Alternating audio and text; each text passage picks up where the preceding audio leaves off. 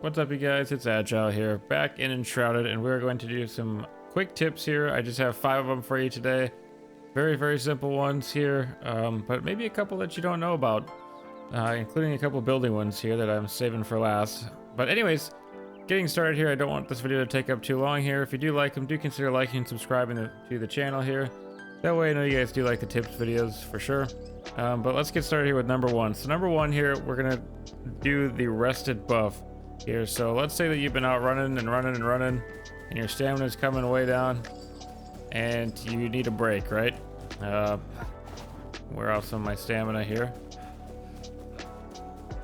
So now what you can actually do, I have quite a bit of a rested buff already, as you can see up there in the top left, because I was just in my house down there.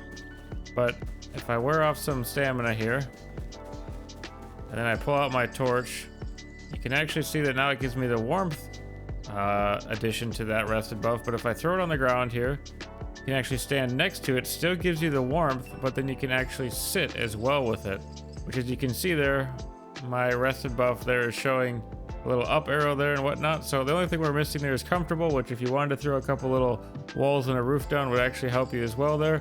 But it will help you in the long run there with your rested buff and your stamina regen as well there. So first tip out of the way, let's go to the next one. Alright guys, next tip that I have for you here is actually a pretty simple one as well, but a lot of people overlook it. Go ahead and grab your pickaxe out. Anytime that you come to a new area, as in the new area up here, I'm just by Lake Heartblood here, and the new Veilwater Basin stuff here with the water update, is to mine out all the resources that you can, like all of the building resources. So obviously there we're getting shell limestone, pretty simple stuff. Here we're getting Veilwater Basin dirt, including you can hit the trees too. But if you're a builder like me and you are constantly trying to find new blocks to add in things, even something simple like Veilwater Basin sand is different from the actual Kindle Waste sand over here on the map. Just scroll all the way over here, all the way over here. It's different than this sand over here. So just make sure when you're going through these new biomes that you're actually hitting everything that looks like it's something that you might not have yet. You know, you might get some different stuff. Right here's Veilwater Basin rubble. So again, tons of different blocks that you might not have yet. If something looks different, just go ahead and give it a little attack there with the pickaxe and pick up your new block, and you can actually find a bunch of new nature blocks that way. And the same applies for, you know, building blocks and that kind of stuff in the cities too. So don't forget to bring your pickaxe with you on your adventures and grab some new materials there. Alright guys, next tip I have for you is actually climbing. You'll see in my other tips and tricks videos that we talk about mountain goating quite a bit, which works well if you're trying to actually get up some sort of steep terrain, but maybe not quite impassable. But there are some places, for instance, like this wall right here. Let's say there's a building on top of there that you wanted to get up to. Well, instead of trying to take out your pickaxe and dig through it, which is the obvious answer there, you have a few different options, and those being all in the explosive category there. So for one, you have the explosive powder ball net here. You can throw that if you want. You can see here it does make a little area for you to stand on there. Then we have the explosive powder ball here.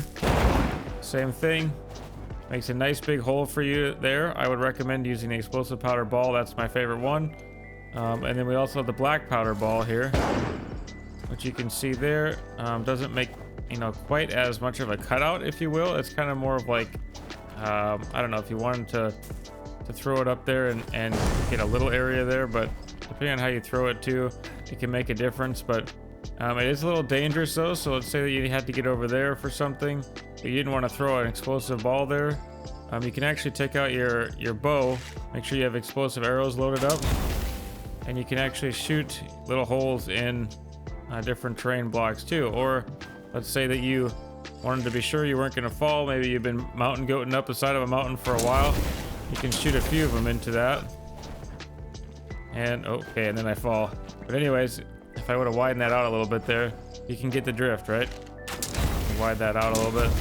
Basically, you can use your explosive arrows to make a large area for you to climb through there. And I guess a small tidbit that's not even on my notes here, but I'm just thinking of it. If you are actually trying to clear out something underground, and you want a tunnel to go through stuff, and for some odd reason you might have a bajillion explosives laying around, You can actually use your explosives there to make some really nice tunnels that come through here. You can see like sometimes like when you dig through with your actual pickaxe, it makes the tunnels kind of weird, and you know, like the level of the ground might be a little different if you screw up once there. But if you use the actual explosives there and just keep shooting it in the same general area, you can make some really nice tunnels really fast there to connect things. So that's just a little extra tidbit for you there. But yes, use explosives to climb mountains and I guess dig tunnels, so they're versatile. On to the next one. Alright guys, next tip I have for you here is you can see we're inside of Fort Kelvin here, or Kelvin, or I don't know, however you pronounce it. In front of our actual newly refurbished inn or tavern here, which you haven't seen that video yet, please go check that one out there. We just basically remodeled this thing for a player on the server here who's remodeling Fort Kelvin to be all redone. We basically redo the entire tavern here, or the inn. But anyways, the next tip here is going to be for building. This is our first of 2 building tips I have for you here. So let's say that for some odd reason you wanted to place this table right here and you can't. It works like this for all of them, and it's saying you can't. A lot of people miss this, but if you hold R plus right click on the computer, you can actually turn on your fine-tune rotation there, and that allows you to place stuff wherever you want it to be and move it up and down and in and out, and actually rotate it however you really want. And you can place it then anywhere you want, just like that, and it'll stay there then. And of course you can still pick it back up, but this works with any of the blocks that say that you can't do it. Again, turn on the fine-tune rotation for all these here, and it will allow you to actually place these here. The only one that it's not seeming to let me do, there are some that it won't let you do, is this rustic chair here. I don't know why. Fine-tune position is on, but it still won't let you do it. So, but the furniture, you can turn on the fine-tune rotation and actually place it. It works with bookshelves, you know, with tables and chairs, and you know, all that good stuff. So yes, that is just a quick little tip for you there for building. We'll go on to the next tip here. All right guys, the last tip that I have for you here is actually building stairs out of tables. You can see here that I started to do it right here. You can actually make some very, very pretty staircases out of these tables like this. They do work. You can run up and down them just like that, as you can see here. It takes a little longer than the regular stairs, obviously, but if you actually place your first one down here, so again, you'll have to turn on that fine-tune rotation, otherwise it'll be like this. So basically hold R plus right click, turn that on, hold Q to move that up and down, sink it down into the ground there so it's nice and flush, and then basically make it however you want it. You can turn it however much you need to. Just be careful though, like, you know, obviously the more janky stuff that you do to the stairs, the more jank it might produce for you. So and if you're building in Enshrouded, you know what I mean by that. But yeah, you can pretty much adjust it however you need it to be, but you can make some really, really nice spiral stairs here. They just go up and up and up. Of course, you're gonna need a lot of tables for it, but there are no spiral stairs in Enshrouded yet, and so we can kind of use the tables here to get ourselves up and down. And again, you can do it with other materials. Just make sure that you're kind of hovering over the previous one, and if you wanted to actually go up a little bit more there, you're gonna have to kind of test on yours to see how far up your guy will actually, you know, jump to the next one there. So if we go like this and move this up here a little bit, see what we can kind of push it to here. Okay, so he's still able to go up there, so let's do it a little bit more here, so something like that, and he's still able to run up it. So you can see how much elevation you can change your blocks to. So if you wanted a really flat one here, maybe you just wanted to go up a little bit, like say you're just going up this high or something, you could easily take those out and go up that high. Or maybe you need to go up to another story of your building and you needed a lot more elevation out of your stairs, so you can do that too. And I have actually seen some various folks make stuff out of these rustic wooden chairs too here.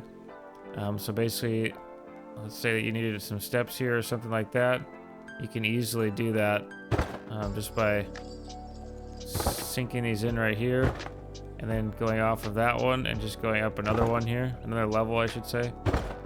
And you can see how you can then stack them and make some easy stairs there. Of course, you can run up that little ledge there without those, but it would add some extra flair, some extra wood flair to your design there.